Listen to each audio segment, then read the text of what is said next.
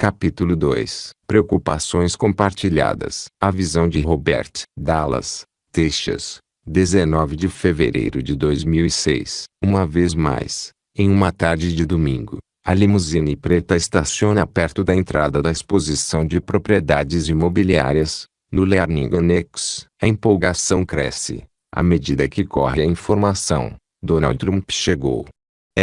Uma vez mais, os seguranças vêm na frente, abrindo caminho, e duas fileiras de admiradores se formam para saudar o adorado Donald Trump. Após cerca de uma hora, depois que a imprensa havia se retirado, Donald me pergunta: a audiência é muito grande. De que tipo? Dezenas de milhares, e constituem um grupo excelente. Pessoas de todas as partes do mundo chegaram à cidade neste fim de semana. Estão muito empolgadas com a possibilidade de aprender e sedentas de conhecimento. Eu também estava empolgado, mas por razões diferentes. Depois de nosso último encontro, li o livro de Donald, The American We Deserve. O livro aborda muitos dos problemas que enfrentamos no âmbito nacional e no mundial, por exemplo, terrorismo, dívida nacional e assistência médica. Recapitulando a história, na década de 1930, o governo alemão emitira tanto dinheiro que a moeda praticamente perdera seu valor. Existe uma história de uma mulher que levara um carrinho cheio de dinheiro para comprar pão. Quando ela saiu da padaria para pegar o dinheiro do pão, haviam roubado o carrinho e deixado o dinheiro. Queremos que as pessoas deixem de cultivar a mentalidade de que têm direitos e fiquem ricas para que possam resolver o problema, seu próprio problema. Robert T. Kiyosaki. A hiperinflação desvaloriza a moeda. E, embora tenha sido a complexa conjuntura social,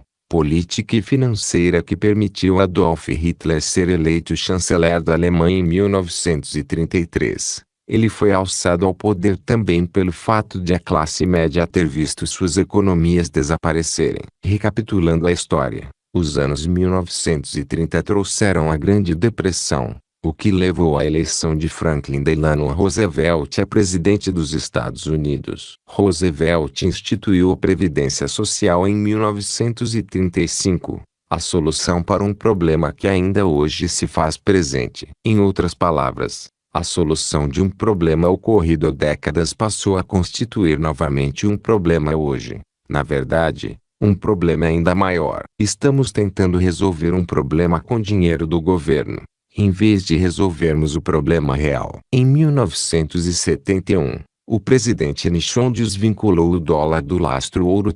Exatamente o que fez o governo alemão. Hoje o dólar americano está desvalorizado e aqueles que pouparam estão vendo suas economias se esvaírem. Muito pouco sobrará para a aposentadoria. A história se repete, só que desta vez com gravidade ainda maior. Queremos que as pessoas deixem de cultivar a mentalidade de que têm direitos e fiquem ricas para que possam resolver seus próprios problemas. O que nos preocupa. Donald foi o primeiro a dizer estas palavras. Receio que tenhamos desenvolvido a mentalidade de que temos certos direitos como nação. E não estou me referindo apenas aos pobres. Muitas pessoas, do presidente e senadores aos funcionários de escalões mais baixos, acham que têm direito a uma pensão do governo. Eu gostaria realmente que tivéssemos condições de resolver esse problema, mas, para tanto, levaríamos a nação à falência. Poderíamos pedir aos ricos que pagassem por todos, mas será que isso resolveria o problema? E por quanto tempo ficaria resolvido?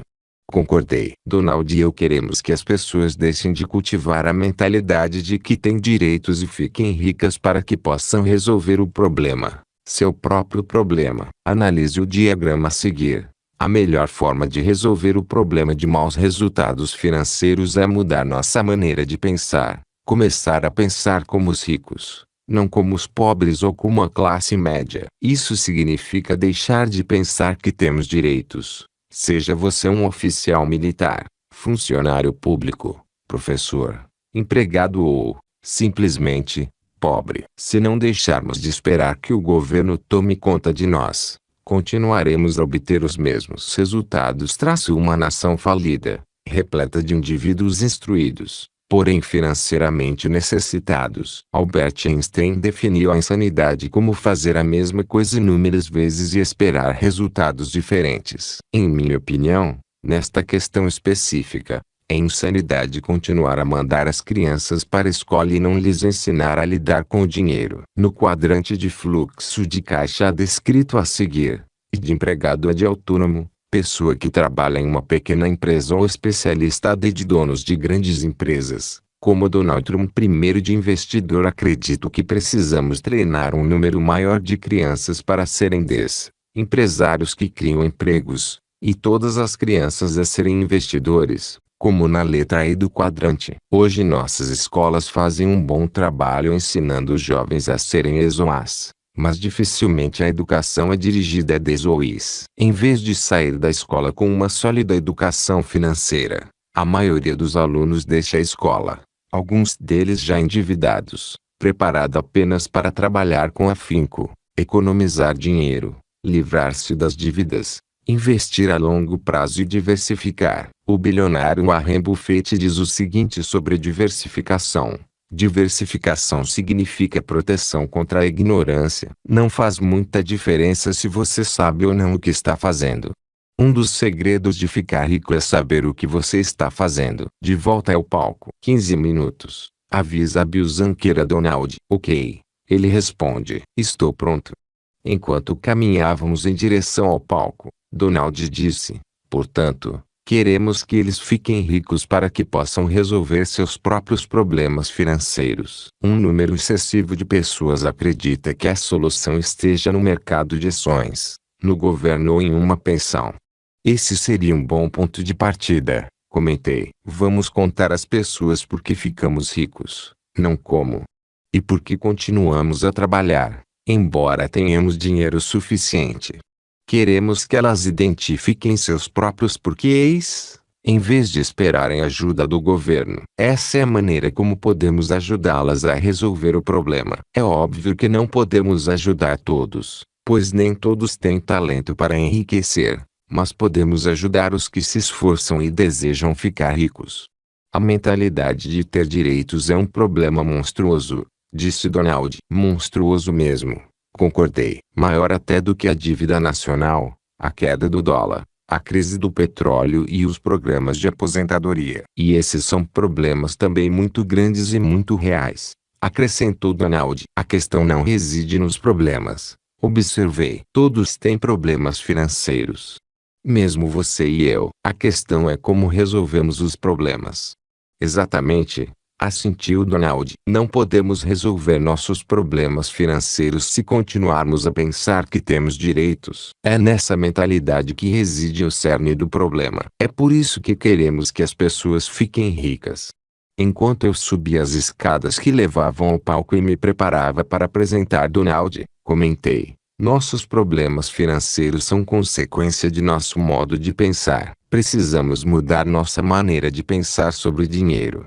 Dizendo isso, entrei no palco para apresentar Donald Trump aos milhares de admiradores e alunos. A visão de Donald. Pensamento grupal. Como diz Robert, não podemos resolver uma grande crise financeira agarrando-nos à mesma velha maneira de pensar. Eu pensava exatamente daquela forma. Essa mentalidade de que temos direitos está em toda parte. Na verdade, tornou-se epidêmica. Creio que todos conhecem a expressão pensamento grupal. É essa velha mentalidade de rebanho que parece despertar o melhor e o pior nas pessoas. Quando digo o melhor, quero dizer que às vezes surge um pastor. Mas esse é um cenário improvável. Em geral, são os lobos que surgem primeiro, e o rebanho estará inclinado e pronto a segui-los. O que estamos tentando fazer aqui é dispersar o rebanho antes que nos tornemos incapazes de enxergar, ouvir, pensar e agir em nosso próprio benefício. Os indivíduos que são capazes de pensar por conta própria dificilmente farão parte de um rebanho. Embora estejamos concentrados no conceito do pensamento grupal que não permite que as pessoas tenham seu modo próprio de pensar em termos financeiros e cegamente entreguem seu dinheiro a consultores financeiros, estou me lembrando de outra história. Em meu programa de rádio, decidi falar sobre Detroit, que enfrenta o problema de casas desocupadas em ruínas, pois a cidade perdeu cerca de 1 milhão de moradores nos últimos 50 anos. Um grupo de artistas da cidade estava cansado de ver aqueles prédios vagos e dilapidados espalhados pela cidade. Assim, decidiram tomar uma atitude a respeito, a fim de chamar a atenção para os prédios abandonados. Da noite para o dia, os artistas secretamente pintaram de cor de laranja os horríveis prédios decadentes. Como é difícil não notar um prédio em ruínas pintado em forte tom laranja. Depois disso, várias casas foram derrubadas, o que era o objetivo primordial da ação, que ficou conhecida como Object Orange. Os indivíduos que são capazes de pensar por conta própria dificilmente farão parte de um rebanho. Donald J. Trump. Os artistas permanecem anônimos, pois obviamente poderiam se ver em dificuldades por transgredirem a lei. Esperam que outros inconformados se juntem a eles com seus pincéis. Esse é um ótimo exemplo de pessoas que decidem agir e realizam alguma coisa. Agiram por conta própria, em vez de esperar que outros tomassem alguma providência. É uma atitude não convencional, mas parece estar dando resultado. A expressão pensar fora do quadrado, out of the box thinking, já está muito batida, mas continua válida e atual, e cabe perfeitamente, pelo menos no caso de Detroit. Os artistas não são as únicas pessoas que têm o direito de exercitar essa parte do cérebro. Todos nós temos. Vamos tentar começar a pensar dessa forma, independentemente do lugar em que vivemos ou do que fazemos. A pior coisa que pode nos acontecer, seja como indivíduos ou como nação, é nos transformarmos em observadores passivos, ou lentamente mergulhar em nossa zona de conforto. Conforme já observei, para ter um diferencial é preciso inovar. Não estamos em posição de deitar em berço esplêndido. Essa é a primeira indicação de declínio iminente. Temos alguns desafios pela frente, e é bom nos conscientizarmos disso. Não vamos sucumbir ao grande pensamento grupal que é, sem dúvida, uma boa forma de fazer ir a pique nosso próprio navio. Hoje, mais do que nunca, as pessoas precisam mudar seu modo de pensar sobre finanças e sobre seu futuro financeiro. Robert e eu queremos que sua maneira de pensar seja mais abrangente. Todos podemos tirar proveito da sabedoria de Descartes. Penso, logo existo. Pense grande.